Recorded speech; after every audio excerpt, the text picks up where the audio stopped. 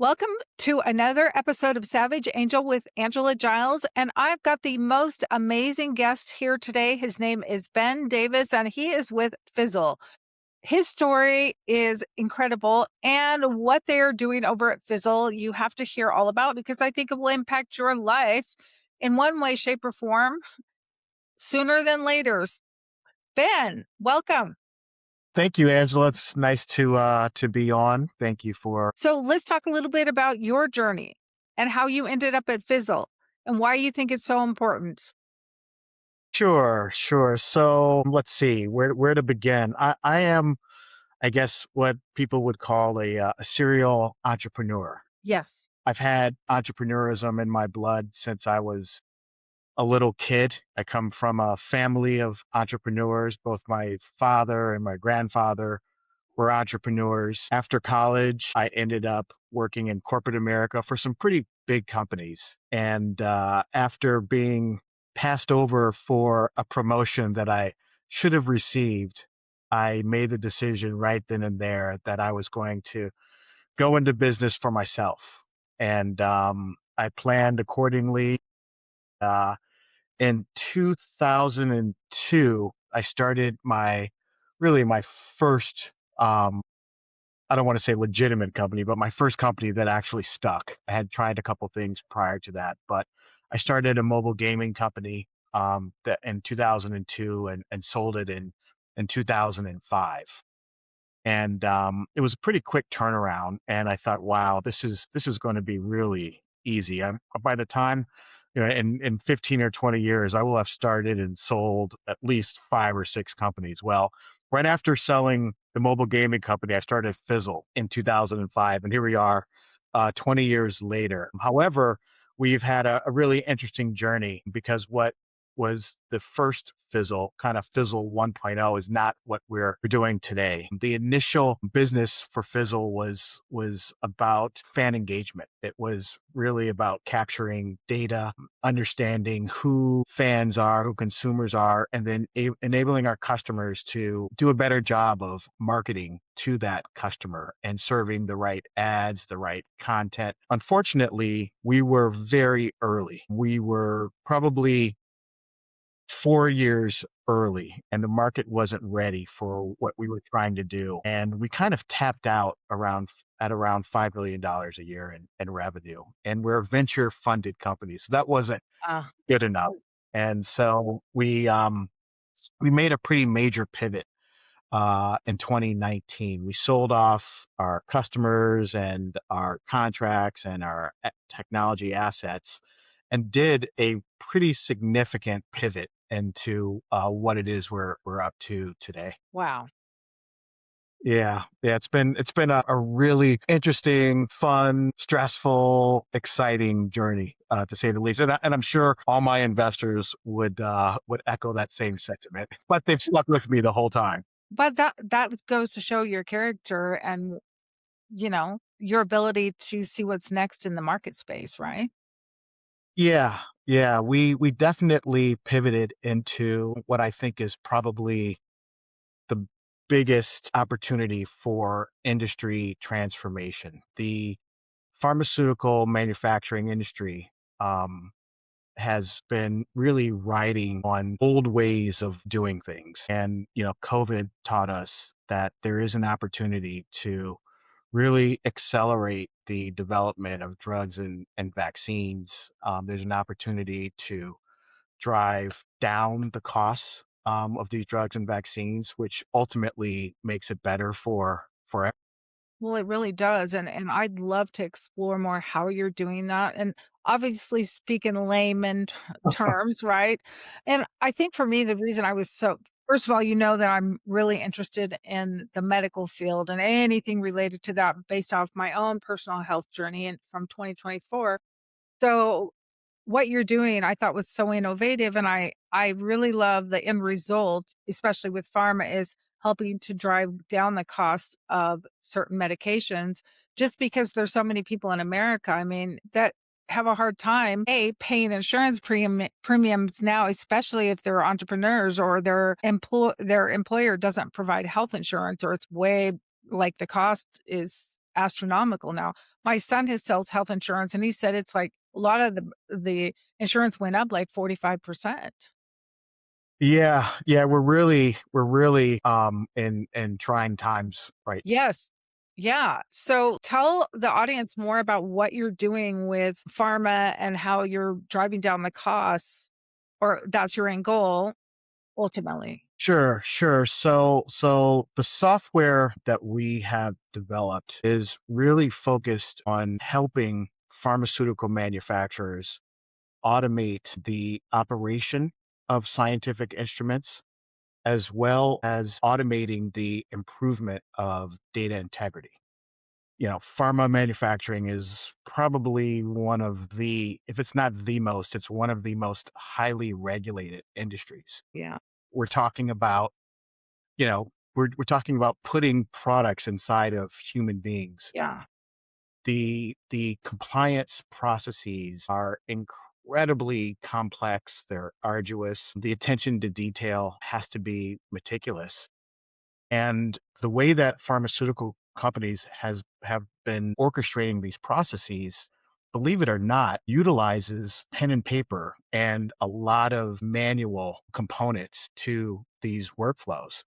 And so what our software does, it automates the operation as well as the data capture, the data transfer, and the data formatting of important critical data that's needed to produce drugs and vaccines at scale and to adhere to the complex compliance requirements issued by the FDA. And so, our mission is, if we can speed this process up while at the same time improving data integrity, then that's going to drive down the costs for running all of these different processes. And if we can do that, then the drug manufacturers can reduce their pricing and pass that savings on to people like you and I. That's incredible. So how long have you been actively working with pharmaceutical manufacturing? Because I know you also can help in other, you know, vectors, if you will. Yes. So we made the kind of official pivot in 2019. And we began working with Merck Yeah. in 2021, and we went into production with Merck in 2023.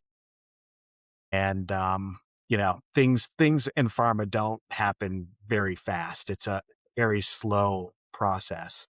Which But one of the great things of is once you're in, you're it's in. very difficult to change course. And so, we're incredibly fortunate to have been really vetted by Merck and to have successfully integrated our technology into some of their manufacturing processes and workflows that are really driving the production of their best-selling drugs. So, Ben, you had mentioned, which I love all of that, and I think it's so important. And after doing a bunch of research, see how what you bring to the table, how important it is, and how you're a leader in this specific technology. The one of the things you had told me, and I don't remember the exact numbers, but you were saying, before someone, you know, implemented your technology into their systems, or their manufacturing systems, like in the medical field, the drug field, that if there was a mistake, just a little bit of a mistake, you'd have to throw the whole batch out. And tell us the number again. Like, that was astronomical, I thought. Yeah, it starts at, tens of millions of dollars of lost product depending on, where in the stage you are, from a drug kind of recipe standpoint. These losses can reach astronomical numbers. But, not only are you, losing 10, 20, 30, 40 million dollars of product, but you're also slowing down the time to market, which in a lot of cases is just as important as the the loss. which is so basically it's two-prong. It's 1, the hard cost of the drug, and 2, slows down time to market, which in really, if you think about what you're doing is in some cases, saving lives, and 2, you're driving down the cost of, you know, pills that people have to take every single day. Yeah, we've been able to quantify the labor savings that we can drive, just by digitizing manual processes, Mm. taking humans out of the process when available. What's been difficult to quantify is our contribution to saving batches because you put the software in, it's working, you don't lose any batches. Well, Right. how do account for our software contributing to, non-lost batches? So that's been difficult to do, but customers understand that. And, that's why we've been able to maintain some really great relationships in the industry. Well, I can appreciate that they understand that. I mean, I am not a medical expert. I'm not an expert in this at all, but I mean, to me it's black and white in the sense that before you were involved, I imagine they have the data of what those losses look like over a period of 20, 30 years. Couldn't they then now over the past few years say, "Okay, well, we have way less losses." Can't you quantify it something like that? Yeah, yeah. It's something that pharma manufacturers keep close to their vest, I like, see. I mean, we're talking about big publicly traded companies. Yeah. That kind of information Nobody wants to share. that needs to stay in-house, Yeah. for a lot of good reasons. We understand that. So, it's really just up to us to deliver a very reliable solution that does exactly what it is that we say. So, with your solution, how would other companies learn about you? Like, do you have room to take on other large companies? So, if someone watched this interview, they could say, that might be interesting to me. We do. We do. We're built our infrastructure such that we can really scale exponentially. Hmm. So we definitely are in that position to do so. We haven't been operating in stealth mode. I don't want to communicate that, but we haven't been overly ambitious when it comes to making announcements. But that's going to change this year. Wonderful. Yeah, we've been, we've had our heads down. We've invested significantly in R&D, and we've got some truly groundbreaking products that we are in the process of bringing to the market that I think are going to be real game changers and could have a real significant impact on the industry. That's very exciting. Yeah, yeah, it is. We are we are very busy, but it's a fun busy. It's really exciting. Well, to me, and once again, I'm just an outsider here, but to me, it sounds fun. To me, just even in the pharmaceutical manufacturing, I was so attracted to wanting to interview you because of the end result. And for me, because like I said, I had that personal health, scare was really bad. I just am like, wow, someone that has a technology to help bring the prices down of drugs, to bring better drugs to market, and you can do it, use the same solution in other industries. I'm like, I gotta interview this guy. Yeah, it sounds like maybe you and I have had a similar path because, for most of my life, I've been successful at avoiding hospitals Yes. and pharmaceutical grade medicines, Yep. but I had something that happened, and once things settled down, I was like, wow, this really is true work that can bring good, to everyone and everybody, that exists today. So we're Well, excited. I agree with that, Ben. In fact, like for me, I would call it divine work. I would call it something, sacred because it truly can help the masses. And I think that's huge. I mean, someone that started a company like yours and, you pivoted to this, to me, that means someone that has, a heart that wants to serve other people, serve mankind, and that's a big deal. Yeah. We Yeah.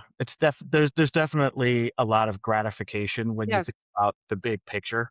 yes, And then when you think about the, our as the human race, as our yes, towards personalized medicine and the advances of cell and gene therapy and mRNA medications, yes, we are headed towards a world where we will be able to produce personalized pharmaceutical grade medicine for people with genetic disorders, cancer, all kinds of ailments. And we'll be able to produce specific medicine that people's bodies have helped contribute to within days. So the future is really exciting, and it's gonna I know that eventually people are going to live to 120, 150 years old. It is real, and that will happen. it's exciting times. So I so appreciate you I know you're really busy, and I just appreciate you taking the time to just tell a little bit about what you're doing and being here. I know my audience will love this interview. It's fantastic. So if someone is interested in potentially talking to you about your solution, do they just go to your website? And of course, I'll have that, you might be finding this on Spotify, for example. That will be listed below this, so you can contact Ben here, but you can also tell us if there's any particular format that you like, a email or a contact us page. Yeah, we're very responsive. So Okay, if you fill out a form on our website, you'll hear from someone very, very quickly. okay. That's great because some companies you fill out a form and it goes into the never, never land. Yeah, that's not the case with us. So That's I wonderful. promise that. Okay, Ben, is there any last little tidbit that you'd like to share before we sign off? Just stay healthy, take care of yourself, exercise and eat right, because it makes a big difference. And the best result is to not have to take pharmaceutical grade medicines and vaccines, but chances are you will. So the better shape you're in, the better off we'll all be. Absolutely. Percent. Your health is your wealth, right? Absolutely. Well, Ben, thank you so much for being available today. I really appreciate your time. And I am sure anyone that is watching this, if you want to share this episode out because you found it fascinating, then please do so and reach out to Ben, follow Ben, reach out to him on his website, the contact form if you are interested in learning more about what he does. Thank you, Ben. Thank you, Angela. It's great chatting.